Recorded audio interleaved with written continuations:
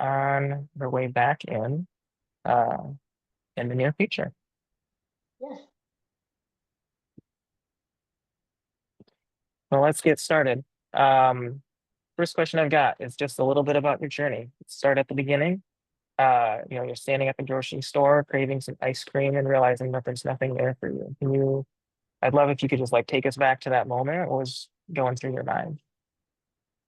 I work as a professional ballroom dancer and teacher, and so it's one of those evenings after dancing and you're hungry, burned all these calories. Well, I deserve some ice cream. I want to treat myself, and I just wanted some ice cream that I know I could eat. I wasn't going to get sick. I know I had to go to work the next day, so being sick really wasn't an option. And I saw nothing that I could eat. I went all down the aisles, back and forth, um, in a Kroger to be exact, and I couldn't find anything. And so I just started thinking about all the flavors I would want. Man, I want some peach cobbler. I definitely want some banana pudding. Going through all these flavors, and I said, you know what? I'm gonna make me some ice cream. I'm gonna get some flavors that I like and I want to eat. And it was selfish. I did it for me, actually. And my godmother tasted it, and she said, "Honey, you should think about selling this." And I said, "Nah, I don't want to do all that. I just want to do it for me and people that have food allergies." And Hmm. um, I ended up letting a couple of people from church taste it because it was right before COVID hit, and they said the same thing. I actually told my pastor about it as well, and he was like, "No, you should sell this for sure." So that's how Stevens got started. Me That's being awesome. greedy. Well, we're grateful for it. It's wild. So instead of just settling for that disappointment, you made your own. That's a big leap. Exactly. Had you ever experimented with making ice cream or before? Or was this completely new territory? So funny you asked that. My grandmother, we would have family gatherings, and during the summertime when we had them, we would always make ice cream, homemade ice cream. And so I knew how to make regular vanilla ice cream just from that, but I didn't know the exact recipe. So I played around with that. My aunt actually had my grandmother's ice cream maker, and let Mhm. me borrow it when I started playing around with making ice cream again. And I did that and I tried it and, made some peach cobbler and put it in it. It didn't quite work. So it was a lot of guess and check that you had to go through. And so I started looking at different recipes and they didn't work out. So I started tweaking them. I Hmm. tweaked what I knew that, for instance, the peach cobbler tasted like. I knew we put cinnamon in it. I know we had this in it. And I did different intervals of that over and over and over. And people got fatter and fatter and fatter for trying my ice cream. And then finally, we perfected the recipe. Yeah. Wow, that's wonderful. That's cool to hear. Hmm. The Thank family you. ties to it. Um, Hmm. so thinking about that, your brand is so rooted in your family. And even as you've talked just in the past few minutes about your grandma's recipes and um, the ice cream machine and the flavors of home. Um, could you just tell us a little bit more about Grandma Stevens? What did food mean to her, and how did that shape you? So my brothers and I and my family, we grew up in Romulus, Michigan, and my grandmother, Sarah Stevens, and grandfather Horace Stevens had a pharmacy called Stevens Pharmacy. And my grandfather was actually the first black pharmacist in Romulus. And so everybody that moved to Romulus knew Doc Stevens, or sometimes they called him Stevenson, and Sarah Stevens. But they called her Miss Stevens all the time. And so she, in the store, he would have the pharmacy. He had kind of like, I think you call it a sock hop, where you go get the shakes and malts and stuff that with the poodle skirts and stuff. It inside the store, it was set up just like that. So we used to serve chili dogs, hot dogs, ice cream, malts, shakes, and then she would have her peach cobbler, her German chocolate cake, all these different treats me and my grandmother would make. Um, she did it with me throughout the school year to occupy my time. It was an after school activity so that I didn't watch too much TV before we went to church or wherever we had to go that day. And she always would say that there's not a such thing as being bored, because that's what me and my cousins would always say. We're bored. She's like, it's not a such thing. You're young. You can always find something to do. And if you can't find it, I'll help you. And so helping meant we were going to cook or bake, which was fun. And so those recipes and that time that we spent together, it seemed so inconvenient at the time and not important. They're life changing now. Mm, Just looking back at the quality time that we spent, um, it it's the catalyst for this brand for one. mm, Putting the ice cream, because we both enjoyed eating ice cream. When we would make those treats, we would sit and talk and eat ice cream that they sold while they baked, or if it was banana pudding set and things of that nature. So Sarah Stevens, my grandmother, is very important to me and the brand. Um, Along with all my other family members, we decided to name the different flavors after people that like that dessert and that have passed away in my family, just to kind of pay homage to those that came before me and worked so hard to see me and my brothers and mm. you know pursue our dreams. So, Yeah, that's phenomenal. Thank you for sharing that. And somehow, yeah. so as if you somehow knew the questions I was going to ask. There's just something so deeply personal about the way you name your flavors. Things like Uncle Freddy's Oh, cinnamon and sugar donut, Auntie Marguerite's peach cobbler. Um, yes. yeah. Yeah, So those are all favorites of theirs, especially my auntie Dorothy. She loved banana pudding ice cream. Well, she yeah, loved banana pudding, so then we named it after her for the ice cream. yeah, no, Hmm. making me hungry. Glad I just ate lunch, so I'd be struggling otherwise. I understand. Um, So in the work that we do, Growing Hope, we often think about beyond Growing Hope, but like when we're thinking about like food justice and the food system, Hmm. it's often a lot of times tied to like I think in a broader sense tied to farming and land access. But I think Hmm. that it's also about reclaiming traditional foods and making sure they're accessible. Um, I how do agree. you see your ice cream being a part of that picture? The last thing I heard is, how do you see your ice cream? What was the rest of the sentence? Oh, being a part of that picture. Well, actually, our family does have a farm. It's out in Milan. My grandfather and grandmother Stevens, and my uncle North Stevens actually sells a lot of his fruits and vegetables there at Growing Hope, at the thing every weekend on the tip of my tongue. Yeah. Um, yeah, you're taking applications for it now. So he's a vendor there. And so I'm actually in the process of talking to him and my cousins, because we kind of, at some point, Stephen Southern Delights would like to be able to be included in being able to source our own milk from Black and brown farmers, Mm, local farmers, our cream and other ingredients that we have uh, from local farmers. I think that is something that we can't necessarily always say that we are able to do. It's not something that's easily accessible, um, and we have a farm, and it's still like getting it up and running with all the rules and regulations, getting it in place.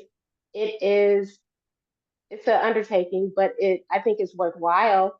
And I also think it would be beneficial to know what's in your food without all the chemicals and the additives. Hmm. That's what a lot of people are actually allergic to instead of the milk that they sometimes think it is or the lactose. It's all the additives and the things that come in with that um, that make them sick. So that is a goal of ours to be more accessible um, to people of all income levels because people of all income levels have different food allergies. It doesn't say, hey, only the rich people can have food allergies. Um, so we are looking forward to being a part of that system and helping it to become more accessible and fluid for everyone. Hmm. Yeah. That's phenomenal. I love hearing the tie-in with the farm as well. Morris has been a Pepsi farmers market for a very long time. It's become a Mhm. cornerstone of our community in a lot of ways. Yeah. Yeah.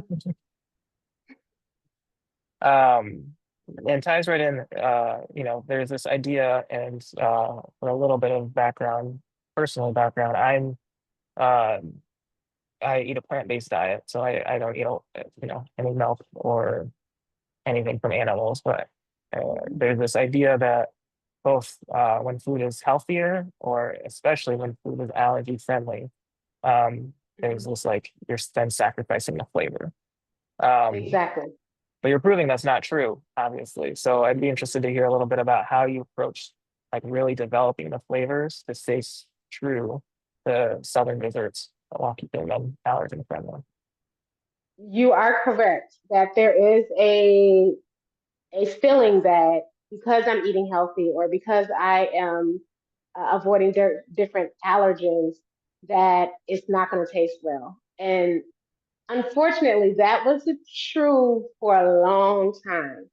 And I think a lot of us that have food allergies just kind of got sick of the status quo and started developing things that do um, hold true to what we want to taste and what the original taste of things are, right? So with the peach cobbler, I use the same ingredients that I would basically use in my peach cobbler if I were to make it from Mhm. home. I use organic stuff whenever possible. Um, I don't use anything with additives if I don't have to. There are like some of the inclusions. So, like for instance, on Uncle Freddy's cinnamon and sugar donut, um, there's inclusions. So those are just the, like little bite-sized pieces of donut actually in it. Um, Sometimes those have additives in it because in order for it to be on the shelf, you have to abide by the rules of MDARD. Um, Mhm. But besides that, I am strictly like just bare minimum. I try to avoid food coloring if it's not already in it as it comes. I don't add it because those are irritants.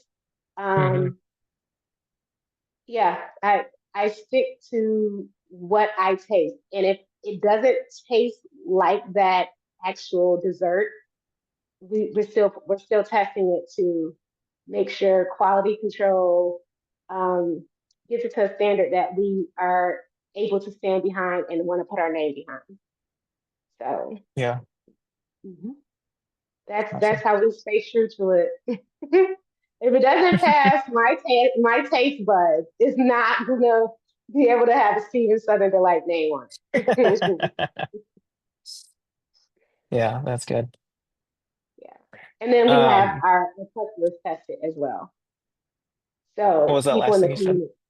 We also have some of our customers, Mm. people that have food allergies, those that are vegetarian. And it's funny, but we've had some vegans that tried it, and they're like, "I don't do milk, but Bupé, everybody keeps talking about this ice cream. I'm gonna taste it."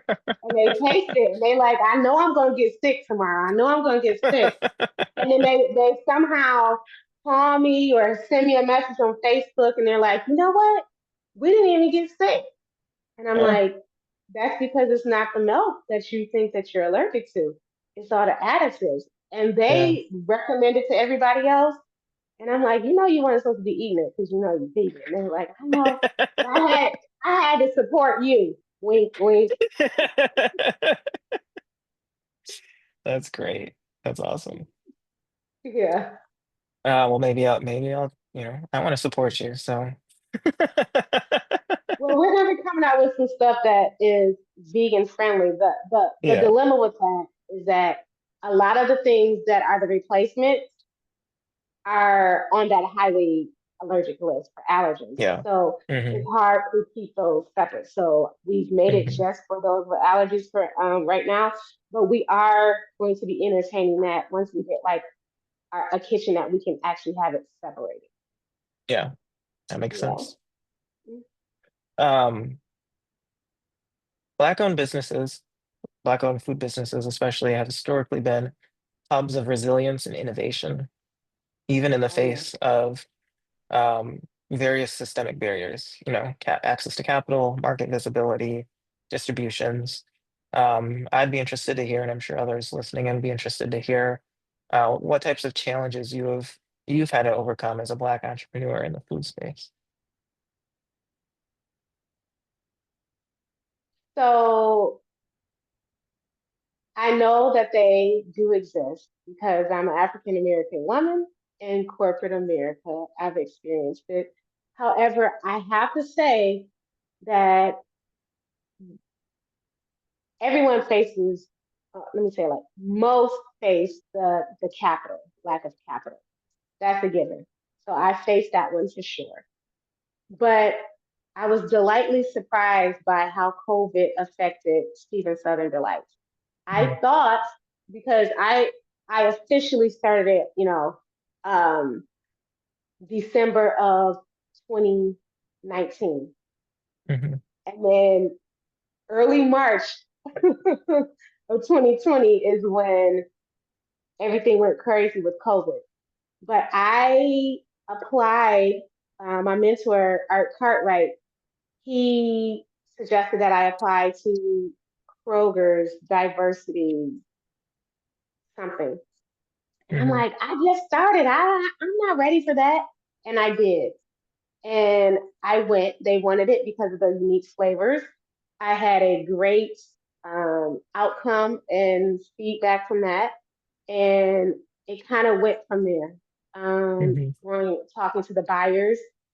So it, as far as capital is concerned, I actually got a lot of money. We were able to bring in grants through COVID. I applied to one that my um, Art Cartwright, my mentor, had suggested I apply for. It was for $5,000, and there was no way I thought I was going to win it. And I submitted it, and then they said, "Hey, um, why don't you go ahead and you're on our standby list. If somebody doesn't claim this, you won." And I'm like, man, I didn't win. And my friend said, you know what, go ahead and submit it. Just give them the extra stuff. So I did. Lo and behold, we got the money. And I didn't even know that that was a setup because they had another $25,000 thing grant that came up if you won the 5,000. So there were a lot of different ways that I saw financial blessings for Mhm. Stephen Seven Delights, despite the fact that I didn't get them through traditional means like business loans and things of that nature. So where there's a will, there's a way. Um, I know that we don't necessarily always get the same type of capital, but right now it's a lot of money out there for just businesses, period. Small businesses, if you're African American or a minority, or if you're a woman, it's a lot of opportunity out there. So I suggest that people take hold of it. Don't think about the fact that you're not qualified to be a grant writer or whatever. Um, just do your best. And you're going to learn it by trial and error. That's how I perfected Stevens, right? You start with something, and my mother, Cynthia Mulenga, she it if you need money, you just got to make it work. So she would say, if you need this, start with a rough draft and you start perfecting it, right? And it's the Hmm. same way with the grants. You start, you're not going to probably win that first one or the first five, but by that sixth, you start to tweak things. Okay, they like this part, but they didn't like that. They didn't like this. Oh, they want more of my numbers. You got to know your numbers, and things of that nature. You start putting that in, and next thing you know, when you think you wouldn't have won, you'll win. Yeah, Yeah. that's So great. I didn't face more than just the one for Kappas. Yeah, yeah, So that's great. I'm happy to hear about the support that you've been able to get um, mhm. in just starting up your business. And um, It's a lot of business accelerators mhm, and out there that will help support you. And it's not about necessarily your money that you have, it's your network. Just remember your mhm, network is who and what is going to separate you from everybody else. yeah, Make sure you talk to people. I think you'll be in good grace if you network and you treat people the way you want to be treated. So if that grant doesn't, if you come across a grant but it doesn't work for you, pass it on to another business owner that or business owners that it does work for. Because sooner or later, people are just going to be passing things back to you. mhm, That's how it works. yeah, yeah. I'd love to hear a little bit more about the role that community has played for you and for Stephen's Southern Delights, and any key moments where community support really made a difference, which could be related to funding and capital or anything else. A moment when just to verify, I heard you because you broke up a little bit. Where community showed up for Stephen Southern Delights. Is that Hmm. correct? Oh, definitely funding. Um, I attend Global uh, Empowerment Ministries in Detroit, Mm. and it is a church, but it also focuses on entrepreneurship for businesses and business owners or want to be or uh, prospective business owners. And so, especially through COVID, they were a huge support system in helping to keep me focused, keeping other business owners focused. Um, and as far as networking to get into like Meyer and different um, retail stores, it's a hub, and they help to prepare business owners for getting on shelves for free. Um, I don't know anywhere else that does that to that extent and to that detail. Um, and they brought in funders. They bring them in all the time. So that was a big hub. That is a part of the community. Um, and then there's Osborne Community Business Association, where they do a lot of uh, accelerators and different classes for entrepreneurs. They're free of charge. Um, I've been a part of about 16 different accelerators and things of that nature. And I'm my mom was a teacher, so I'm a nerd.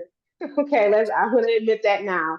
So my mom always said it's not a dumb question. So you may know, you may have a lot of experience in business, or you may not have a lot of experience. But it's always okay to ask the question, because if you don't ask it, there's somebody else, or maybe a number of people that need to know that same question or the answer. And depending on what the answer is, it may be new information since the last time you heard of them.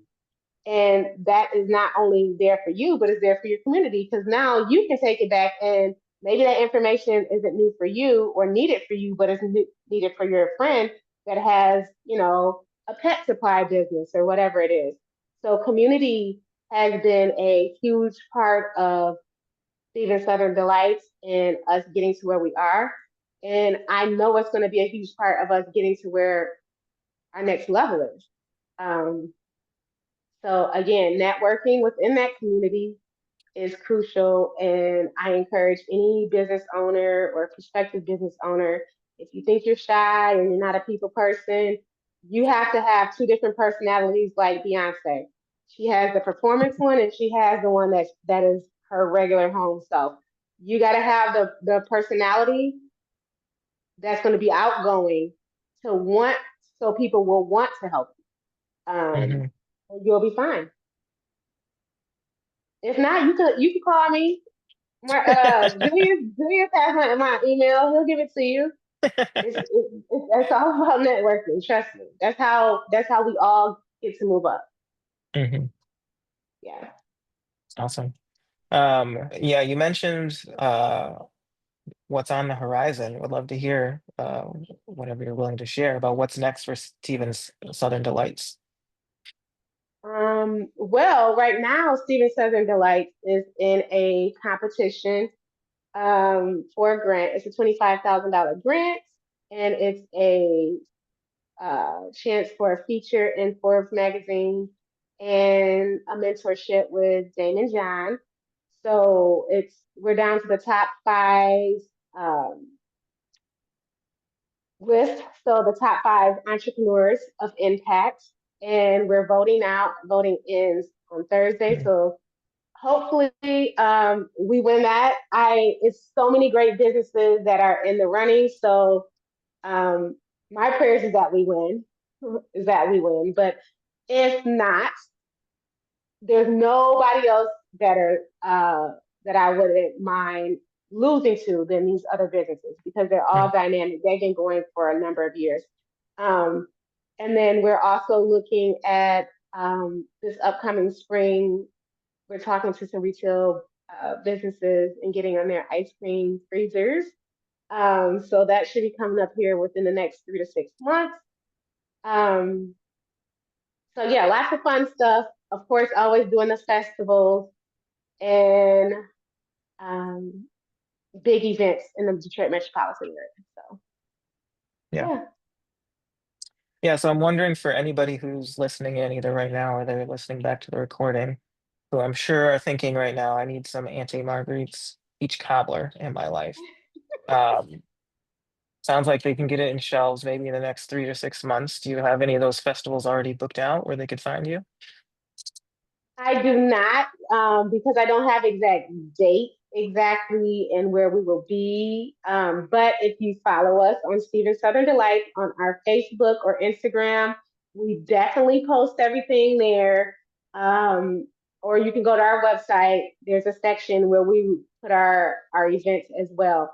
We are going to be kicking that off here soon. As soon as all the dates and times are finalized, we can get that out there to you.